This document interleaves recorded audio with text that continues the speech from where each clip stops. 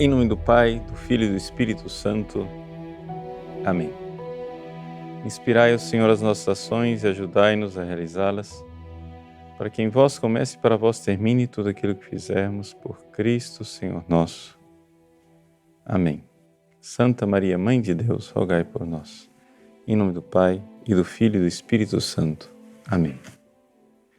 Muito bem, grande alegria hoje fazermos juntos esse encontro, esse programa a respeito de Santa Elizabeth da Trindade. É uma santa muito querida, porém desconhecida pela maior parte das pessoas.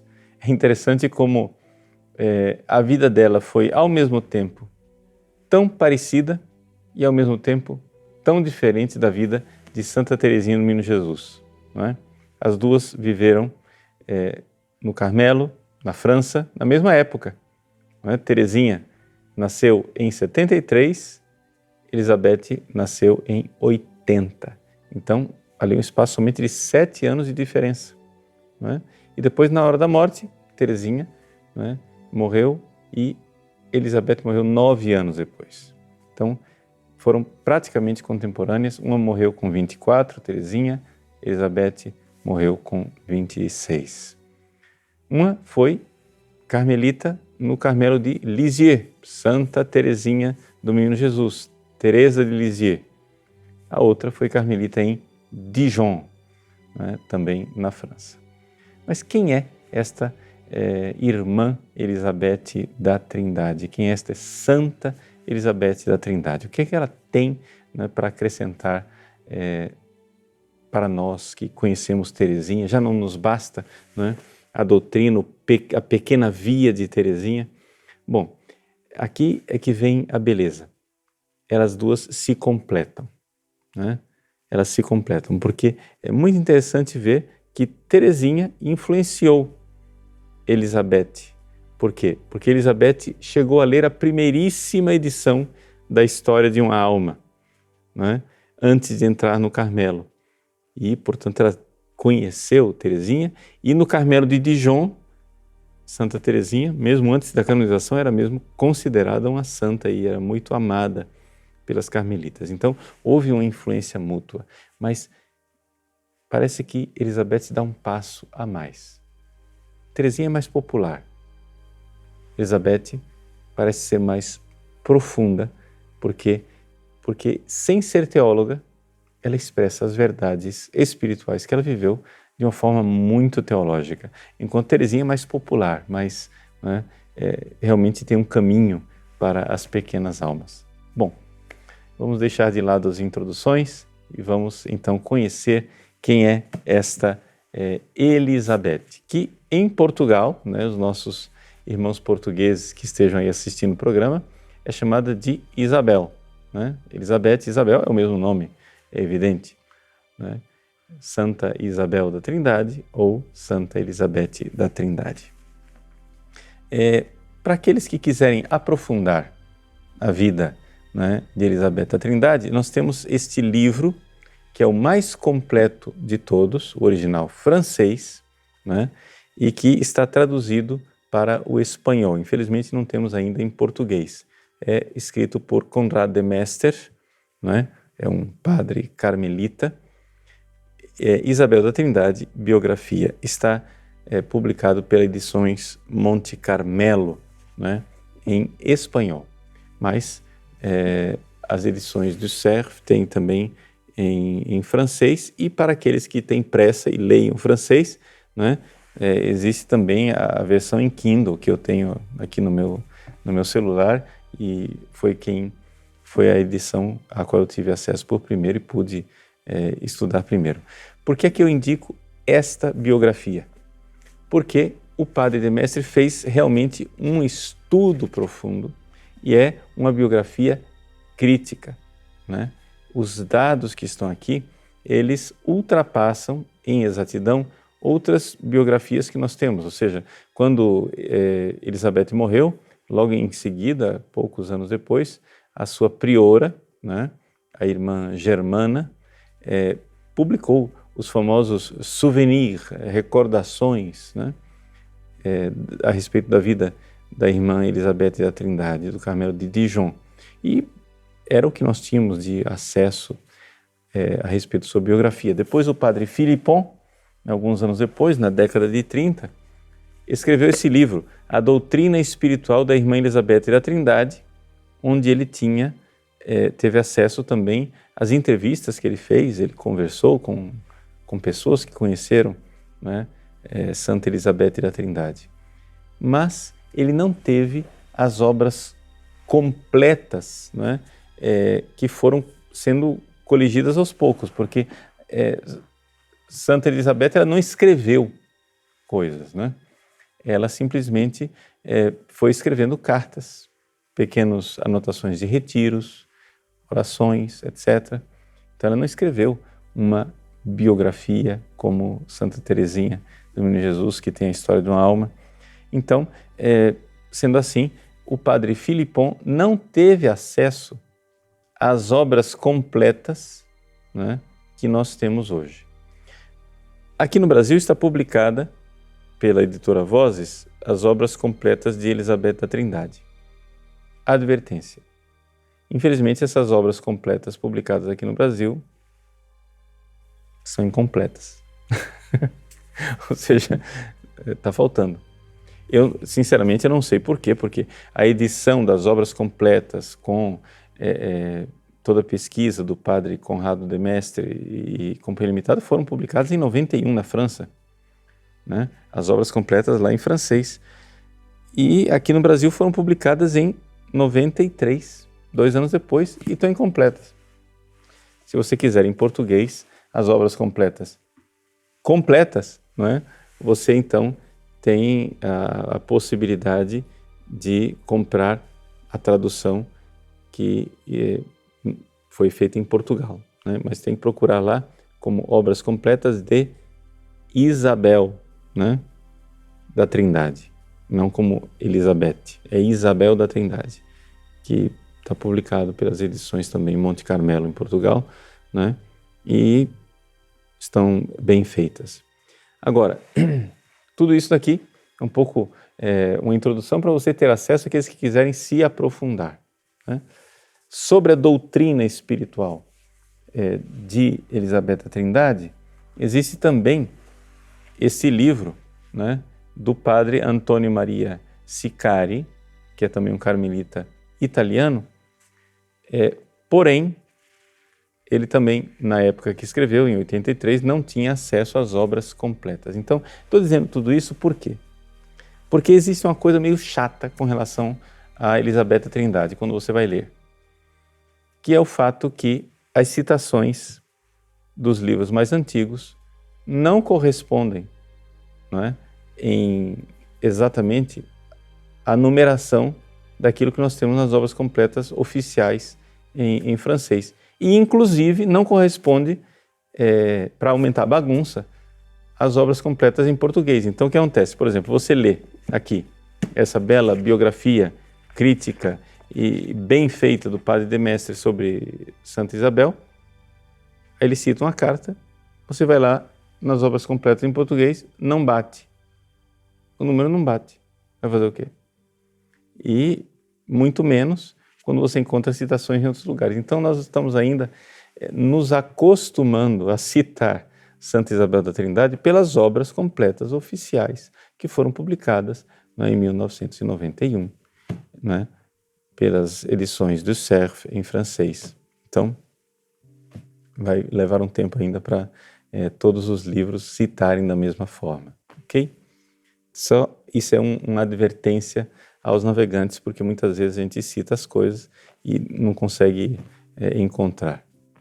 Bom, depois dessa longa introdução, maior do que eu pensava que seria, vamos então ver quem é esta Elizabeth. Elizabeth nasceu, como eu disse, em 1880 e nasceu num campo militar. O pai dela era militar. E a sua mãe teve um trabalho de parto longuíssimo. Foram 36 horas de trabalho de parto. Quando a menina, então, finalmente nasceu, ela se vê que nasceu mesmo num campo militar e era uma guerreira. Por quê? Porque o seu temperamento não era fácil, né? Como a gente diz aqui na nossa região, não era bolinho, né? A menina tinha um temperamento mesmo impetuoso, né? Os catequistas que prepararam ela depois para a primeira comunhão disseram que ela ou será um anjo ou será um demônio. E isso é interessante com relação a Isabel da Trindade, Elizabeth da Trindade, que existem pessoas que são assim, que têm essa característica, né? Os anjos, não sei se vocês sabem, os anjos eles são incapazes de cometer um pecado venial, né? Ou seja, os anjos ou eles são muito maus ou eles são muito bons. Ou eles cometem pecados mortais, tremendos, e aí se tornam demônios, ou eles então são muito virtuosos, muito bons, muito santos, e se tornam anjos. Existem personalidades assim. Existem pessoas que ou elas se entregam totalmente a Deus, com a radicalidade com que Elizabeth da Trindade se entregou, ou então elas se perdem, né? É interessante isso. Eu vejo um pouco nas verdadeiras vocações sacerdotais, vocações religiosas, eu vejo um pouco disso, essa característica. Eu pelo menos olho para mim, né, e vejo o mal, né, que eu seria se eu não estivesse o tempo todo, né, falando de Deus e buscando Deus. Tem gente, provavelmente deve ter muita gente que vai se salvar indo à missa no domingo e pagando o dízimo e rezando o terço em casa, cuidando da sua família sem grandes entregas. Eu sinceramente vejo que essa questão da busca da santidade, né, para mim é uma questão de vida ou de morte. E é isso que a gente vê um pouco em Elizabeth. Eu me identifico muito com ela nesse sentido. Ou eu vou viver a minha vida para querer ser santo e santo de verdade, ou então eu vou me transformar num demônio. Isso eu não tenho dúvida nenhuma. Infelizmente, eu não sou nenhuma coisa nem outra, ou seja, eu estou aí no meio nessa mediocridade, mas graças a Deus, Elizabeth da Trindade conseguiu isso, nos anima, né? Ela tinha um temperamento terrível, tinha surtos de raiva, né? Ela sapateava no chão de raiva, perdia o controle completamente, né? Essa menina, com esse temperamento forte, viu seu pai morrer aos 7 anos de idade. Então ficou órfã de pai. Ela depois, 10 anos depois, escreveu uma poesia onde ela, digamos assim, artisticamente, ela também é um artista, isso preciso dizer desde o início, grande artista, poeta, pianista, sensibilíssima. Ela, 10 anos mais tarde, escreveu uma poesia onde ela diz, né, que o seu pai morreu nos seus braços. É uma figura de linguagem, o pai não morreu nos braços de uma menina de 7 anos de idade, mas o pai teve, né, um problema cardíaco e morreu, e deixou a sua esposa viúva, não é? A senhora Maria Catés. Sobre o sobrenome de Santa Elizabeth é o seguinte: eu, com o meu pobre francês, eu pronunciaria Caté, C-A-T-E-Z, eu pronunciaria Caté. Mas eu ouvi franceses pronunciarem Catés, então quem sou eu, né, para corrigir os próprios franceses, né? Bom, então ela, a mãe de Elizabeth, então, ficou com 2 meninas, não passaram fome, tinham a vida remediada, mas ao mesmo tempo com a dificuldade de uma viúva com 2 meninas para criar. E foram criadas na cidade de Dijon, se mudaram para um apartamento que ficava a poucos metros do Carmelo, de Dijon. Aos 7 anos de idade, depois que o seu pai morreu, lá estava uma reunião familiar em que havia um cônego que estava visitando a família. A mãe de Elizabeth era muito católica, uma católica, porém, um pouco rigorosa, com uma certa tendência jansenista, né? Ou seja, bastante rígida. E estava lá recebendo o senhor cônego em casa, etc. Lá pelas tantas, Elizabeth vai até o cônego e sussurra uma coisa no ouvido dele. Je serai religieuse. Eu serei religiosa. a mãe depois perguntou ao cônego, o que é que ela disse? Ela disse que ela quer ser religiosa. E a mãe indignada disse, o senhor acredita nessa vocação? E para surpresa da mãe, o cônego disse, o cônego Angle disse, acredito. Esse cônego Angle será uma espécie de pai espiritual de Elizabeth, né, durante muito tempo. Nesta época, porém, Elizabeth não pensava em ser carmelita, pensava simplesmente em ser religiosa. Como eu disse, a mãe era uma mãe piedosa, preparou bem a sua filha para a primeira comunhão, mas aqueles acessos de ira e de fúria da menina eram perturbadores. E a pequena Elizabeth escrevia cartas para sua mamãe dizendo, mamãe, no ano que vem eu serei uma menina comportada, eu vou parar de ter raiva, de ter esses acessos de fúria, né? Então ela escrevia fazendo promessas e de fato havia uma sincera luta interior para se livrar desse temperamento tão difícil. Só que quando a mãe disse para ela que ela não poderia receber a primeira comunhão se ela não mudasse, ali foi o golpe.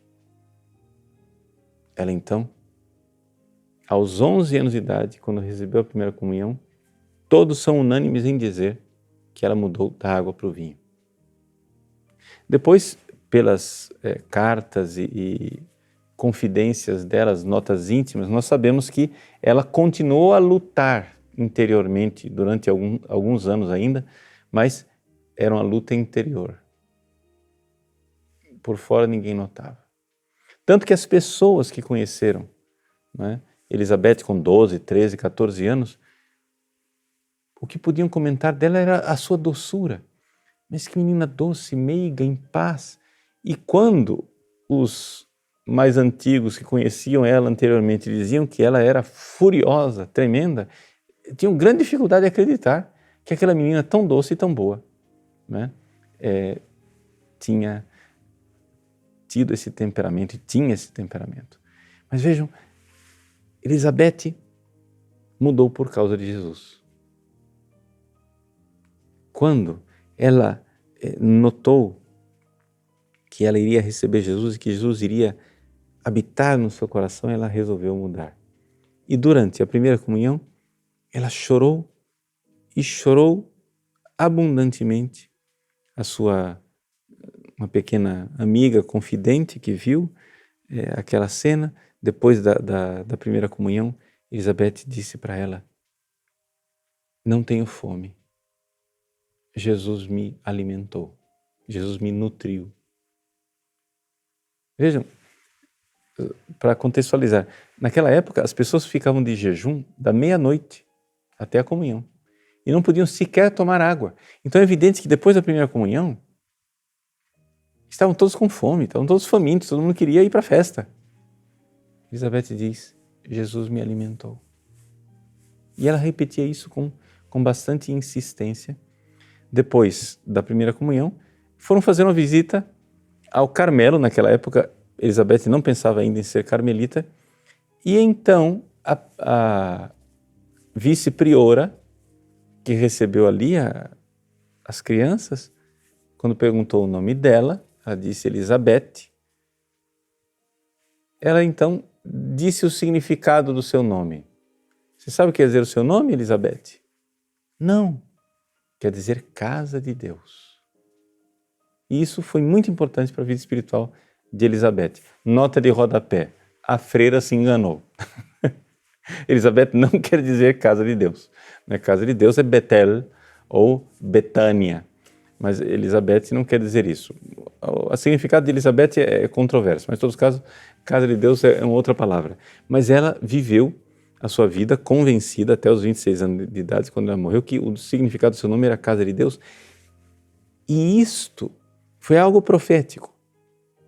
Porque esta menina, a partir da comunhão, realmente ela viveu aquilo que será o seu carisma, digamos assim, a sua missão espiritual, que ela aprofundou cada vez mais nesse mistério da inabitação trinitária, que eu já explico o que é isso, mas essa convicção de que na comunhão Jesus está no coração dela, isso foi aprofundando ela e ela foi tomando essa consciência até que finalmente, lá com 19 anos, muitos anos depois, ela falando com um padre dominicano, grande teólogo, o padre Vallée, ela, quando conversa com ele, confidenciou, disse: padre, eu me sinto habitada por Deus. E o padre então explicou para ela pela primeira vez a teologia da inabitação. E isso fez com que Elizabeth prorrompesse de alegria, de exultação, que aquilo não era uma impressão que ela tinha. Ela achava que aquilo era somente uma sensação que ela tinha.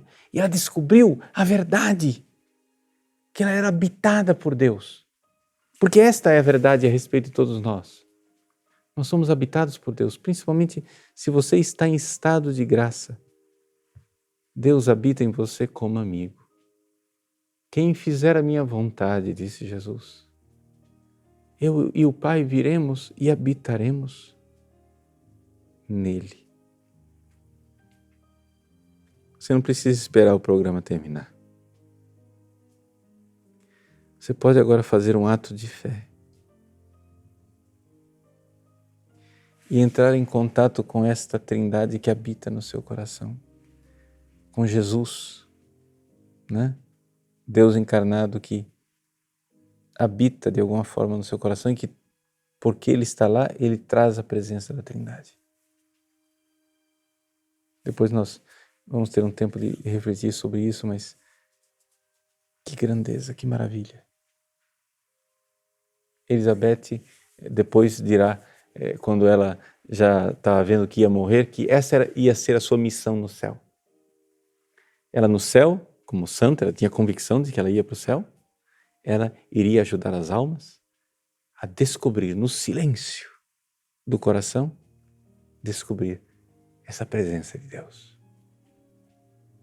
Daí você já está vendo, né, que beleza nós fazemos essa amiga, essa nova amiga, né? Ela que verdadeiramente está aí com esse seu ministério, seu carisma de nos fazer descobrir a presença de Deus no nosso interior. Pois bem, Elizabeth fez a primeira comunhão, depois ela era uma belíssima artista, pianista, passava 4, 5 horas tocando piano e tocava peças dificílimas. Com 13 anos de idade, ela recebe um prêmio do conservatório. Imagine, nós estamos aqui em Paris, na França, no século XIX, com inúmeros pianistas, ela recebe um prêmio do conservatório e foi mesmo comentada em geral pelos jornais da cidade de Dijon, a pequena Elizabeth, etc., como ela era uma grande pianista e, né, dava grandes esperanças de futuro como artista. E ela sim cresceu, mas ela nunca se deixou levar pela vaidade. Também porque a sua mãe também a educava para isso. Um dia ela se apresentou para uma plateia e ela, quando terminou a apresentação, foi para a mãe e perguntou o que é que ela tinha achado daquela apresentação. E a mãe disse, foi razoável. E Elizabeth, então, humildemente disse, tentarei fazer melhor da próxima vez. A mãe disse isso para humilhá-la um pouco, para que ela não ficasse vaidosa. Mas Elizabeth depois, para uma das suas colegas, chegou e disse, eu queria tanto que tivesse sido perfeito, porque eu estava tocando para Deus. E essa é a beleza dessa menina, que vivia na presença de Deus o tempo todo. Quando ela ia para os bailes e dançava com os rapazes, quando ela se apresentava em público e tocava piano, porque a mãe tinha para ela um futuro, ela queria que ele se casasse, que fosse um artista. Todo mundo notava. As mulheres, sobretudo, as mães, depois no processo de beatificação, quando foi feito o processo canônico, algumas atestavam dizendo: era claro que Elizabeth não estava conosco. Ela estava lá, alegre, contente, participando ativamente de tudo. Sim, era uma menina alegre. Todos viam a alegria dela estar ali, naquelas festas familiares e bonitas. Mas havia algo diferente. Se via no olhar dela que ela estava recolhida num lugar íntimo, com Deus, com a presença que habitava dentro dela. A presença. E aí, ela então, com 14 anos de idade, resolve se entregar a Jesus como seu esposo. A mãe tinha projetos para ela ser uma mãe de família, se casar, ser artista. Mas ela, quando comungava, e naquela época não se comungava com muita frequência, a comunhão era no máximo semanal, mas ela, quando comungava, ficava muito tempo com Jesus. E quando rezava também se recolhia de uma forma extraordinária. Era algo que todo mundo achava admirável naquela menina, o quanto ela era capaz de se recolher na oração. Um dia ela, tendo comungado com 14 anos de idade, sentiu a moção interior de se entregar a Jesus como a seu esposo. E ouviu uma palavra que dizia: Carmelo. Ela guardou este segredo até os 16 anos, quando finalmente falou para sua mãe. E a mãe teve uma reação pavorosa. A mãe disse: de jeito nenhum, mas nem morta você vai entrar no Carmelo. E proibiu absolutamente que ela visitasse o Carmelo. A menina morava a passos de distância do Carmelo e não podia ir lá. Ela dali para frente começou a se santificar e a ser carmelita fora do Carmelo. Né? Como é que isso se deu concretamente? Nós iremos ver depois de um pequeno intervalo. Nós vamos ver como é importante que a mãe de Elizabeth tenha proibido ela de entrar no Carmelo. Sabe por quê? Porque com isso nos deu um presente. Nos deu a possibilidade de ver uma santa se santificar fora do Carmelo. Ela entrou com 21 anos no Carmelo, já era santa. E nós vamos ver como é que ela alcançou essa santidade. No intervalo, daqui a pouco a gente volta. Nós voltamos então para continuar a nossa narrativa da história fascinante da grande santa Elizabeth. Então, aos 14 anos de idade, sente a inspiração de ser carmelita. Sua mãe, quando ela comunica isso 2 anos depois, reage tremendamente, dizendo que ela não vai entrar de jeito nenhum. E então, começa a levar Elizabeth para viagens de férias, visitam a Suíça, o sul da França, e assim, Elizabeth foi também uma santa que fez turismo, né? Mas é interessante nós vermos, no entanto, que Elizabeth continuava com essa sua capacidade de entrar em contato com Deus através da fé. Quando a gente diz que entrar em contato com Deus através da fé, é importante explicar uma coisa aqui. Deixa eu explicar. Como é que se dá essa presença de Deus em nós? Veja, Elizabeth vivia isso, mas ela não sabia a teologia disso daqui. O fato era o seguinte, é que quando nós estamos em amizade com Deus, estado de graça quer dizer o seguinte: você precisa ser batizado, precisa não estar em pecado mortal, ter se confessado, né? Se você está em estado de graça, o que acontece é que o centro da sua alma, você tem ali a presença de Jesus, ou seja, a alma de Cristo, Deus feito homem, age ali, é uma presença, vamos usar a palavra inadequada, virtual, ou seja, uma presença virtus, quer dizer força. Jesus ali, no núcleo da sua alma, na raiz do seu ser, Jesus, Deus feito homem, está sustentando você no ser. Mas se você está em amizade com Ele, ali acontece a promessa dele. Eu virei com o Pai e nós habitaremos. E, portanto, onde está o Pai, e está o Filho, e está o amor entre os dois, o Espírito Santo. Então, portanto, veja como é a coisa. Quando você, num ato de fé, se conecta com o Cristo encarnado, não é? Você é capaz de experimentar, de alguma forma, maior ou menor, essa presença trinitária dentro de você. Não é um faz de conta, tá? Não é faz de conta que Deus está comigo. Não. É um ato de fé verdadeiro que reconhece um fato, uma realidade que está na raiz do seu ser, que é mais verdade do que tudo. Ou seja, é mais verdade que Deus está no centro da sua alma do que você está no centro da sua alma. Para você ter ideia da coisa. Ou seja, por quê? Porque ele é a fonte do ser. Não é? E essa realidade, ela pode ser experimentada nesta amizade interior. E Elizabeth da Trindade viveu isso. Ela vivia isso o tempo todo. O tempo todo. Isso é o próprio do seu carisma. Mas é interessante, por que eu estou ensinando isso? Eu estou ensinando isso por quê? Porque quando a gente fala Elizabeth da Trindade, a gente dá a impressão de que o centro de tudo era a Trindade de forma imediata. Não. É a Trindade através da humanidade de Cristo. A humanidade de Jesus, não é?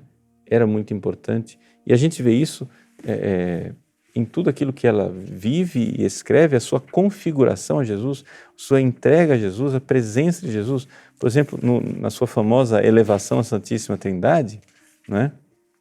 Que é a nota íntima número 15, é a oração que acho que quem conhece alguma coisa de Elizabeth da Trindade conhece essa oração, que começa assim: ó meu Deus Trindade. Né? Essa oração aqui, né, você vê que ela começa com invocação à Trindade, mas passa depois, né, para um longo parágrafo a respeito do Cristo amado, e depois conclui falando do Espírito Santo, fogo devorador, e do Pai, para retomar finalmente a Trindade e se entregar como vítima. Mas veja que no centro, no núcleo da oração, está o Cristo. Aqui, Elizabeth da Trindade, sem dúvida nenhuma, filha de Santa Teresa. A humanidade de Cristo, né, é realmente a ponte de contato com a presença trinitária. Bom, isso aqui é só para explicar um pouco as coisas para aqueles que têm mais curiosidade teológica. Mas vamos continuar, então, com a narrativa a respeito da vida desta pequena Elizabeth. Sabeth, como ela era chamada na família. Elizabeth, então, vive a sua vida normal numa profunda dilaceração interior, de sofrimento mesmo, por não poder entrar no Carmelo. Mas ninguém notava isso. Essa é a grandeza da santidade dela. Ela vivia isso interiormente, esse sofrimento, essa entrega, esta configuração a Cristo. E ela então diz aquele famoso cônego, né, o padre Angle, cônego Angle, que era um pouco seu diretor espiritual, ela escreve uma carta, ela diz assim: eu peço a Deus de morrer muito jovem, porque eu gostaria de, antes de entrar no Carmelo, eu gostaria de ir para o Carmelo do céu. Eu quero morrer antes de ir para o Carmelo, porque o Carmelo do céu é melhor do que o Carmelo aqui da terra. Ou seja, por que é que ela quer ser carmelita? Ela quer ser carmelita por falta de alternativa melhor, ou seja, o que ela quer mesmo é o céu. Ou seja, ela está vivendo aqui Claramente, isso é uma das características de Santa Elizabeth da Trindade, é a sua espiritualidade profundamente paulina, São Paulo, né? Até mesmo na época em que ela não lia as cartas de São Paulo, ela milagrosamente, extraordinariamente, né, vive a doutrina de São Paulo de uma forma fantástica. Ela, para mim, viver é Cristo e morrer é lucro, né? Como diz São Paulo, a minha vida está escondida com Cristo no céu. Essa beleza, Deus está escondido em mim, mas eu estou escondida em Deus, na verdade eu estou lá. E que na verdade eu quero o céu, eu quero que se rasgue o véu e eu veja face a face aquele que está comigo, que é o meu esposo, ao qual eu me entreguei. Eu quero vê-lo face a face, eu quero estar com ele. Então, na verdade, o Carmelo do Céu é bem melhor. Aqui uma coisa interessante. Eu acho que todos nós precisamos nos dar conta, não é? Que nós, todos, absolutamente todos, um dia estaremos no Carmelo do Céu. Deixa eu explicar isso para vocês. Outro dia eu mostrei a foto de umas monjas carmelitas para uma pessoa da minha família, uma adolescente, uma menina adolescente. Ela ficou chocada. Ficou horrorizada de ver aquelas irmãs atrás das grades. Meu Deus, que horror, que teve quase repulsa daquilo. Mas a gente tem que entender o seguinte, isso irá acontecer conosco. O que é entrar no Carmelo? É se desapegar do mundo. Ir para trás de uma grade que te impede de voltar para o mundo, para se dedicar totalmente a Deus. Isso irá acontecer conosco na morte. Na morte todos nós iremos nos desapegar. Na morte haverá uma grade que vai nos manter recolhidos com Deus, na alegria com Ele. Assim como as carmelitas estão alegres lá dentro. Quando Elizabeth se tornou carmelita, né, ela dizia assim, é verdade, o Carmelo não é o céu, mas nem tão pouco é a terra. Já é algo de diferente. Já é o começo do céu aqui na terra. Então essa realidade de poder se recolher para estar com aquele que eu amo. Elizabeth de alguma forma conseguiu fazer uma clausura dentro do seu próprio coração. Ela sabia se recolher em silêncio, ela sabia se recolher em solidão. Ela vivia no mundo, sem dúvida nenhuma.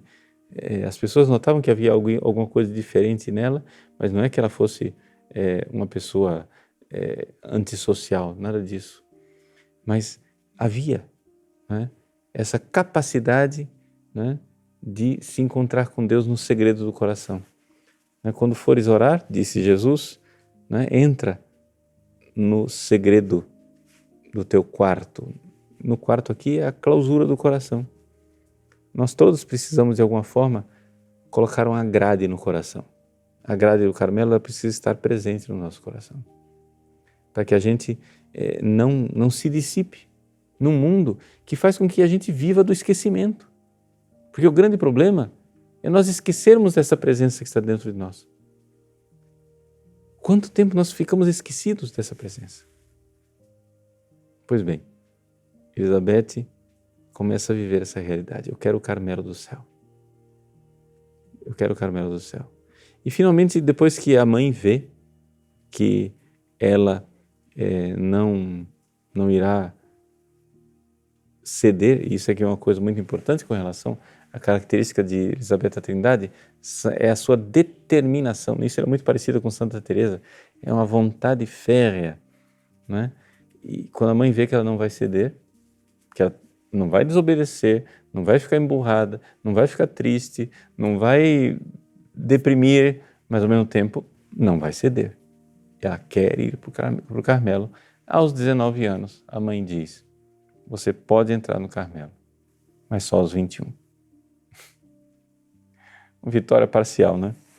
E ela então conseguiu aquilo que queria, mas teve que esperar 2 anos. Mas a partir disso, ela pôde, então já visitar o Carmelo, se preparar, teve então acesso ao padre Vallet, esse dominicano extraordinário, que explicou a ela o mistério da inabitação, a partir do qual ela começou a viver, né, de uma forma maravilhosa. E durante todo esse processo de vida, não é, Elizabeth, antes de entrar no Carmelo, já estava na quinta morada.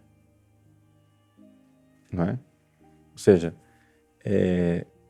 como se deu exatamente a passagem das moradas na vida dela, né, não dá para a gente descrever com toda a exatidão, mas, por exemplo, quando ela recebe a primeira comunhão aos 11 anos de idade, e ali tem aquele, né, recolhimento extraordinário, já havia ali alguma coisa, né, acontecendo que conduzia aquela menina para a santidade. Os sofrimentos pelos quais ela passou, as provações, tudo aquilo foram as purificações, até que finalmente, para entrar no Carmelo, né, pelo menos na minha avaliação, não li isso em lugar nenhum, mas na minha avaliação, ela entrou no Carmelo na quinta morada. Por quê? Porque ela, quando entra no postulantado, ela finalmente vive um período de grande doçura espiritual, de grande alegria. O Carmelo é melhor do que o que ela imaginava, é o céu aqui na terra, é uma beleza, que felicidade, que alegria, se adapta tremendamente bem ao Carmelo, ao dia a dia da casa, mas quando ela entra no noviciado, ela entra na noite escura da alma, noite escura do espírito. Ou seja, ela, com uma fé inabalável, diz para a sua superiora: eu sinto como se Deus não existisse. Quem conhece alguma coisa de mística sabe exatamente o que é que isso significa. Isso é a passagem da quinta para a sexta morada, não é? Ou seja, é a purificação da fé. Ou seja, onde Deus tira totalmente todos os apoios da pessoa. Tudo aquilo que antes ajudava a fé a ficar de pé, tudo desaparece. E a fé fica de pé mesmo assim. Isso é fantástico. É uma graça extraordinária. É muito sofrido, terrível. Tanto que a superiora ficou muito assim, constrangida, perplexa, angustiada de admiti-la aos votos naquele estado de alma tremendo, não é?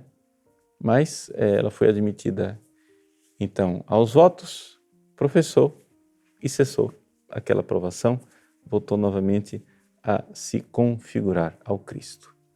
E aí, um ano depois que ela tinha professado, né, quando as religiosas renovavam os seus votos, assim, houve no Carmelo de Dijon um retiro pregado, né, um padre jesuíta pregou o retiro de 10 dias, depois que terminou o retiro, elas, no dia 21 de novembro de 1904, portanto com 24 anos de idade, faltando 2 anos para ela morrer,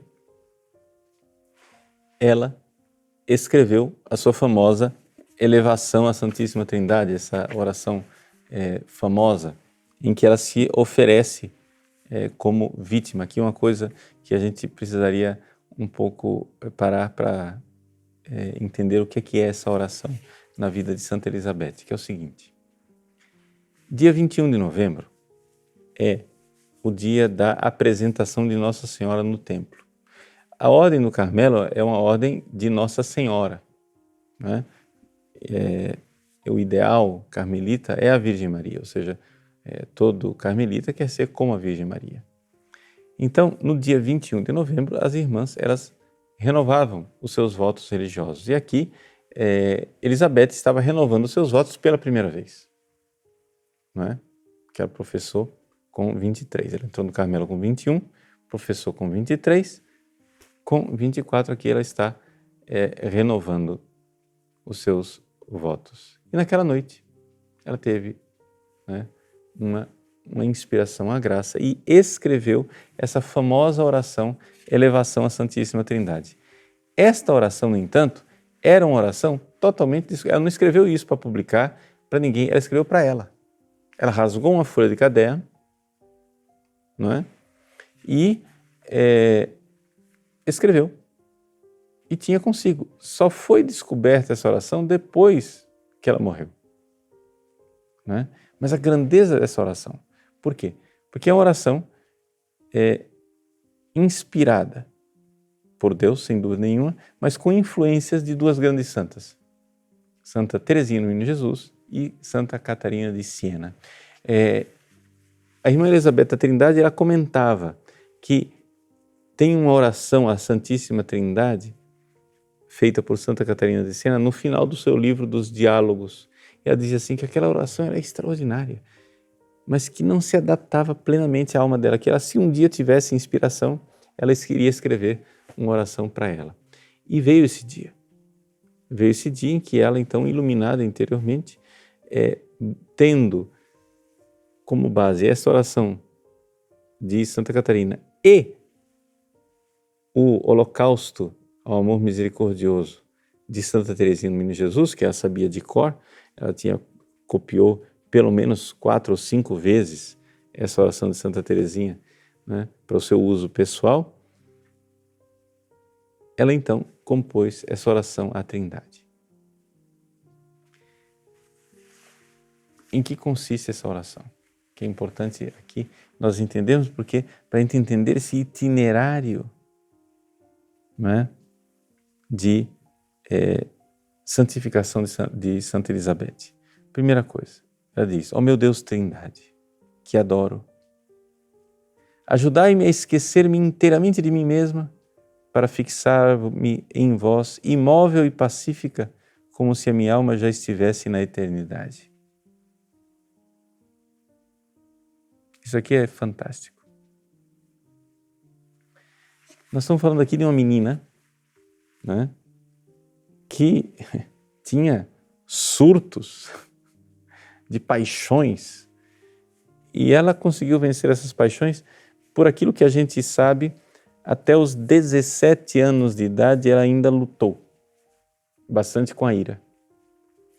Com relação à paixão da sexualidade, né, ela deixa muito claro, né, em várias ocasiões, que ela nunca cometeu nenhum pecado sexual, absolutamente. Isso por atestação dos seus próprios confessores, né? Os confessores disseram para ela, vários confessores atestaram isso, que nunca houve nenhum pecado de impureza, e ela sempre teve a pureza, né, na mais alta estima, e é importante nós entendermos isso, que a pureza, meus queridos, ela é fundamental para nós mantermos esta presença de inabitação trinitária. Então veja o que ela está pedindo. Ela está pedindo a Deus que ela já tenha dentro da alma dela o céu. O céu já está aqui dentro de mim. Portanto, que essas agitações passionais me cessem, eu fique pacífica, eu possa encontrar essa realidade do céu dentro de mim. Passo para frente, porque nosso tempo é curto, e aí ela pede a Jesus, né? A Jesus o quê? Que ela pede? Que ele faça isso, porque existe uma virada, né? Esse é o ideal do céu, né, já no meu coração. Mas ela enxerga dentro dela a sua incapacidade. Ela diz: sinto, porém, a minha impotência e peço-vos revestir-me de vós mesmo, identificar a minha alma com todos os movimentos da vossa. Olha aí a coisa da alma de Cristo. É a alma de Cristo que age dentro de mim e que me dá essa inabitação trinitária. É a alma de Cristo que vai fazer as coisas. Ela diz assim: submergir-me, invadir-me, substituir-vos a mim, para que a minha vida seja uma verdadeira irradiação da vossa. E ela vai e pede ao Espírito Santo devorador que venha com seu fogo. E aqui ela pede, inspirada na Virgem Maria, ela não cita a Virgem Maria explicitamente, mas existe entre aspas, quando ela diz Espírito de amor, vinde a mim, essas aspas, é uma citação, né, da narrativa do Espírito Santo que veio sobre a Virgem Maria. Então, Nossa Senhora está ali nas entrelinhas. Que ela receba o Espírito Santo para quê? Para gerar este Cristo nela e que ela possa ser expressão típica de Elizabeth da Trindade. Diz assim, para que se opere em minha alma como que uma encarnação do Verbo, Virgem Maria, né? Concebeu do Espírito Santo, vai ter uma encarnação do Verbo, e que eu seja para ele uma humanidade de acréscimo. Surcroît, acréscimo, né? Uma humanidade a mais. E isto, gente, isso não tem dúvida de que isso é uma inspiração divina, porque essa menina não tinha teologia para isso. Como que ela sabe que é exatamente a alma de Cristo, né, que toca o centro da sua alma? E que de alguma forma, né, essa metáfora é belíssima, belíssima. De alguma forma, se tem uma alma tocando a minha alma, eu sou uma humanidade de disposição de Cristo, que Ele me modere, que Ele me faça. Isso é fantástico. E aí ela vai, então, e se entrega totalmente como oblação. Ela não usa a palavra holocausto como Teresinha, mas o parágrafo final é um holocausto.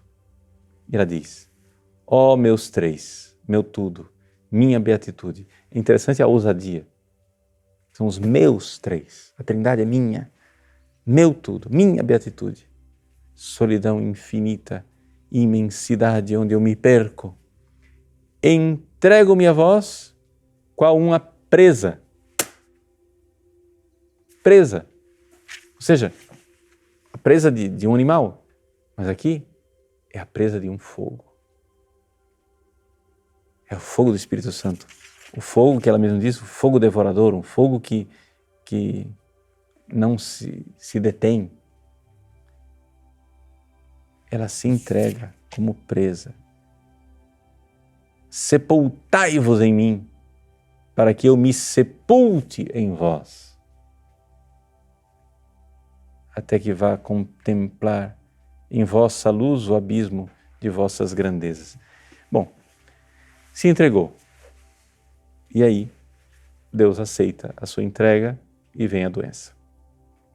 Ela ficou doente de uma doença muito de difícil diagnóstico, né? O mal de Addison, que é uma doença renal, onde a pessoa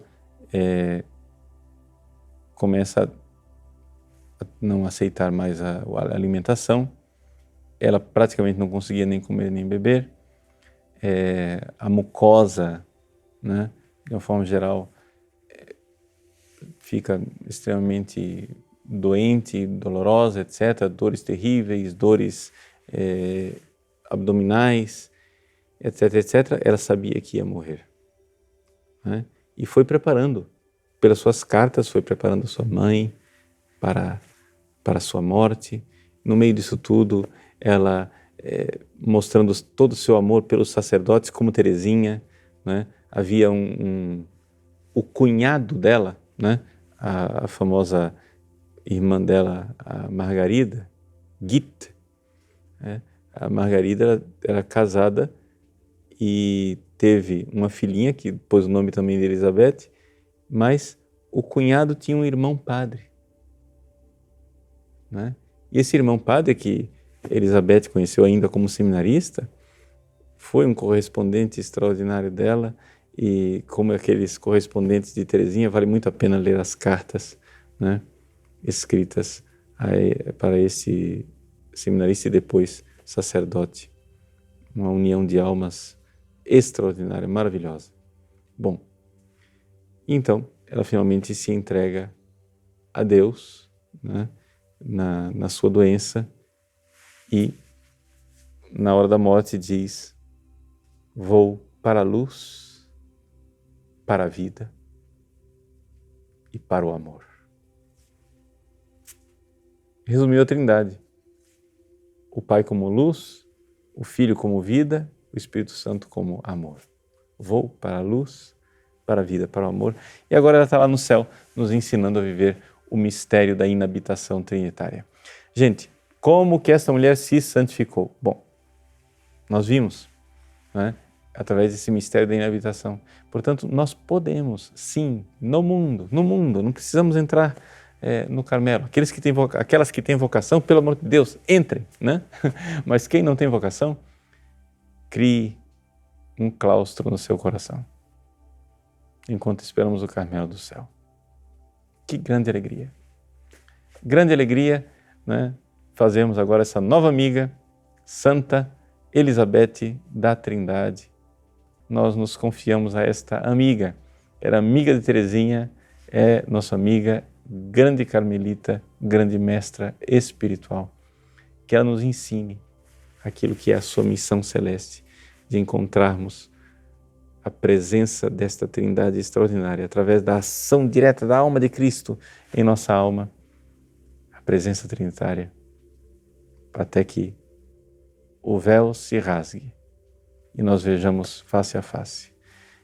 Uma última nota: Nossa Senhora foi, digamos assim, venerada por Santa Elizabeth com o título de Iano Acelli, Porta do Céu. Por quê? Porque a vocação dela era de ser louvor da glória, laudem gloriae, né?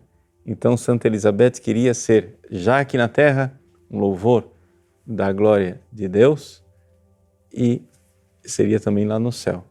E ela iria entrar no céu por essa Iano Acelli. Ela disse à sua priora, a Madre Germana, com uma nota muito humana, muito... A gente pensa nos santos como gente que não tem afeto porque já está no céu. Não. Ela segurava na mão da Madre Germana e dizia: eu quero a presença da Senhora aqui, quero sentir sua presença, mas na hora da morte a sua mão não vai adiantar. Haverá uma outra mão, a mão da Iano Acelli, da porta do céu, Nossa Senhora, que irá me conduzir. Que esta mão benfazeja da Virgem Santíssima nos acompanhe também. E um dia, se Deus quiser, junto com Elizabeth, Teresinha e tantos santos de nossa devoção, a Virgem Santíssima, Iano Acelli, porta do céu, abra as portas do céu também para nós. Deus abençoe você. Pela intercessão da Virgem Maria e de Santa Elizabeth da Trindade, abençoe-vos o Deus Todo-Poderoso, Pai e Filho e Espírito Santo. Amém.